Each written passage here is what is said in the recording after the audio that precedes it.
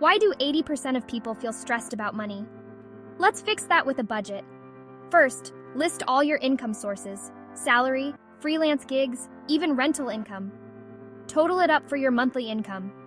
Next, track your expenses. Categorize them: housing, groceries, entertainment. Apps like Mint or YNAB can make this easy. Now, set your financial goals. Short-term, like paying off a credit card, or long-term, like saving for a house. Prioritize them.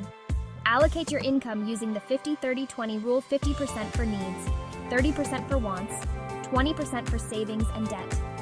Cut unnecessary expenses. Look at where you can save. Maybe those unused subscriptions? Plan for irregular expenses with sinking funds and build an emergency fund. Regularly monitor and adjust your budget. Life changes, so should your budget. Stick to it, and you'll see results. You got this. Happy budgeting.